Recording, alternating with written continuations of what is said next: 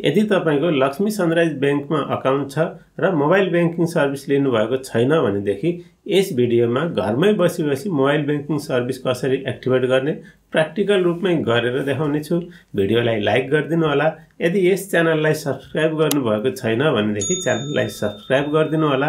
त्यसपछि भिडियो सुरु गरौँ। मैले चाहिँ नि लक्ष्मी सनराइज बैंकमा नयाँ अकाउन्ट ओपन गरेको छु। त्यसैले लक्ष्मी सनराइज बैंकको मोबाइल बैंकिङ एप्लिकेसन इन्स्टल गर्दै छु। त्यसको लागि यहाँनिर सर्च गर्नु होला। अब यहाँ चाहिँ नि आफ्नो बैंकको मोबाइल बैंकिङ एप्लिकेसनको नाम टाइप गर्नु होला। मैले चाहिँ यहाँ लक्ष्मी टाइप गरे। लक्ष्मी टाइप गर्ने बित्तिकै यहाँनिर Lakshmi sunrise mobile banking application यस्तो खालको एप्लिकेसन हुन्छ। यहाँ इन्स्टलमा टच गरिदिनु होला। एप्लिकेसन इन्स्टल भइसकेको छ। यहाँबाट ओपन गर्नु होला। अब यहाँ केही पर्मिसन माग्ने छ, यसलाई अलाउ गरिदिनु होला। त्यसपछि यहाँ पनि अलाउ गरिदिनु होला। यसलाई यहाँबाट नेक्स्ट गरिदिनुस्। नेक्स्ट माथिबाट स्किप गरिदिँदा हुन्छ। अब यति गरिसकेपछि यहाँनिर हेर्न सक्नुहुन्छ तलपट्टि दुईवटा अप्सन छ। एउटा I already have an account sign in भन्ने अप्सन छ अनि अर्को चाहिँ नि रजिस्टर एक्टिभेट भन्ने छ। अब यहाँ तलपट्टि रजिस्टर एक्टिभेटमा टच गर्नु होला। अब यहाँ केही टर्म्स एन्ड कन्डिसनहरु शो गरेको छ। यसलाई एक्सेप्ट गर्नुपर्ने हुन्छ। तलपट्टि एक्सेप्टमा टच गरिदिनुस्। अब यहाँनिर भेरिफाई मोबाइल नम्बर भनेको छ। मोबाइल नम्बर भेरिफाई गर्नको लागि यहाँबाट एउटा एसएमएस पठाउनु पर्ने हुन्छ। त्यसको लागि तलपट्टि प्रोसिडमा टच गरिदिनु होला। अब यसमा आफ्नो बैंकमा रजिस्टर भएको मोबाइल नम्बर टाइप गर्नु होला। मोबाइल नम्बर टाइप गरिसकेपछि कन्टिन्यूमा टच गरिदिनुस्। अब यहाँनिर तलपट्टि ओकेमा टच गरिदिनु होला। अब यहाँबाट यो एसएमएस सेन्ड गर्नुपर्ने हुन्छ। त्यसको लागि बैंकमा रजिस्टर भएको सिम सिलेक्ट गर्नु होला। कुन सिम बैंकमा रजिस्टर हो? यहाँ चाहिँ मेरो सिम 1 भनेर सिम सिलेक्ट भएको छ। यसलाई चाहिँ नि मैले सिम 1 गरिदिए। यस्तै गरी तपाईले पनि आफ्नो बैंकमा रजिस्टर भएको सिम सिलेक्ट गर्नु होला। त्यसपछि यहाँबाट सेन्डमा टच गरिदिनुस्। अब यहाँ पनि सेन्डमा टच गरिदिनुस्। अब यहाँनिर मोबाइल नम्बर सक्सेसफुली भ्यालिडेटेड। अब यहाँ तलपट्टिबाट ब्याक गर्नुपर्ने हुन्छ। एक पटक ब्याक गर्नु होला। एकैछिन वेट गर्नु होला। अब यहाँ ओटीपी कोड आएको छ 748408। त्यो कोडलाई यहाँनिर टाइप गर्नुपर्ने हुन्छ 748408। ओटीपी कोड टाइप गरिसकेपछि यहाँ कन्टिन्यूमा टच गरिदिनु होला। Enter your primary account number भनेको छ। आफ्नो बैंकको अकाउन्ट नम्बर टाइप गर्नु होला।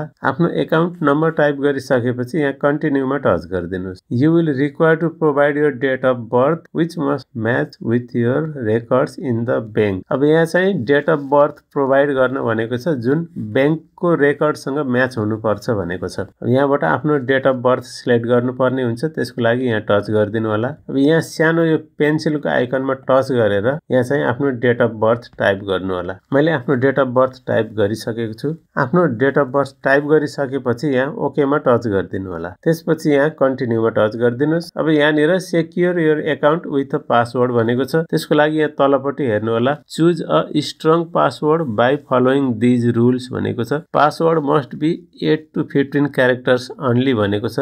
8 देखि 15 डिजिटको बीचमा हुनु पर्यो। कम्तीमा 8 बढीमा 15 डिजिट हुनु पर्यो। त्यसपछि 2 नम्बरमा password must contain alpha numeric value with at least 1 character 1 number and 1 special character भनेको छ। 8 देखि 15 डिजिट हुनु पर्यो जसमा एउटा क्यारेक्टर एउटा नम्बर र एउटा स्पेशल क्यारेक्टर भनेको छ। कम्तीमा पनि एउटा अल्फाबेट एउटा नम्बर र एउटा स्पेशल क्यारेक्टर यस्तो किसिमले मिक्स गरेर कम्तीमा 8 डिजिटको पासवर्ड टाइप गर्नु होला। अब यहाँ माथिपट्टि सेट न्यू पासवर्ड भनेको छ। पहिला यसमा पासवर्ड टाइप गर्नु होला। माथि पासवर्ड टाइप गरिसकेपछि तलपट्टि कन्फर्म न्यू पासवर्ड भनेको छ। यसमा पनि सेम पासवर्ड टाइप गर्नु होला। यहाँनिर कन्टिन्यूमा टच गरिदिनु होला। अब यहाँ चाहिँ सेट न्यू पिन भनेको छ। तलपट्टि कन्फर्म न्यू पिन भनेको छ। यहाँ तल हेर्नुभयो भनेदेखि choose a strong password by following these rule भनेको छ। Transaction pin must be 4 digit भनेको छ। अब यहाँ 4 डिजिटको नयाँ ट्रान्जेक्सन पिन क्रिएट गर्नुपर्ने हुन्छ। सेट न्यू पिन भनेको छ। यसमा टच गर्नु होला। त्यसपछि 4 डिजिटको नयाँ पिन टाइप गर्नु होला। तल पनि सेम पिन टाइप गर्नु होला। यति गरिसकेपछि कन्टिन्यूमा टच गरिदिनुस्। अब यहाँनिर हेर्न सक्नुहुन्छ अकाउन्ट रजिस्टर्ड सक्सेसफुल्ली भनेको छ।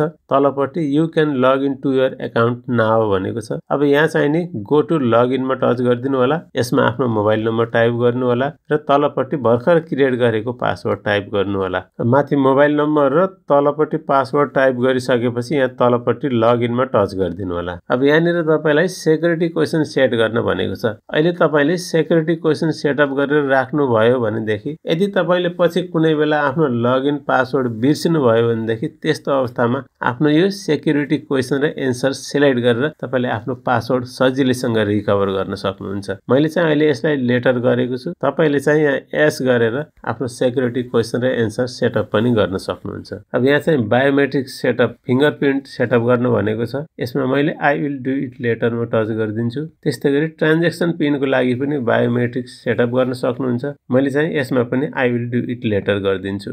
यति गरिसकेपछि मोबाइल ब्याङ्किङ सर्भिस एक्टिभेट भइसकेको छ। तपाईले अरु कुनै एकाउन्टबाट आफ्नो अकाउन्टमा ब्यालेन्स ट्रान्सफर गर्न सक्नुहुन्छ, आफ्नो अकाउन्टको डिटेल्स चेक गर्न सक्नुहुन्छ, तर कुनै पनि फाइनान्शियल ट्रान्ज्याक्सन गर्न सक्नुहुन्न। त्यसको लागि तपाईले एकचोटी बैंक भिजिट गर्नुपर्ने हुन्छ। त्यहाँनेर मोबाइल ब्याङ्किङको फर्ममा आफ्नो नाम, थर, अकाउन्ट नम्बर र मोबाइल नम्बर भरेर त्यहाँ बुझाउनु पर्ने हुन्छ। त्यसपछि तपाईले कुनै पनि फाइनान्शियल ट्रान्ज्याक्सनहरु गर्न सक्नुहुन्छ। लक्ष्मी सनराइज बैंकको मोबाइल बैंकिङसँग रिलेटेड अन्य भिडियोहरु हेर्नको लागि यो प्लेलिस्टमा ट्याप गर्नु होला। भिडियो मन परेको छ भनेदेखि भिडियोलाई लाइक, शेयर र च्यानललाई सब्स्क्राइब गर्न नबिर्सिनु होला। अर्को भिडियोमा छिटै नै भेट्ने छु। अहिलेलाई भने बिदा दिनुहोस्। जय नेपाल।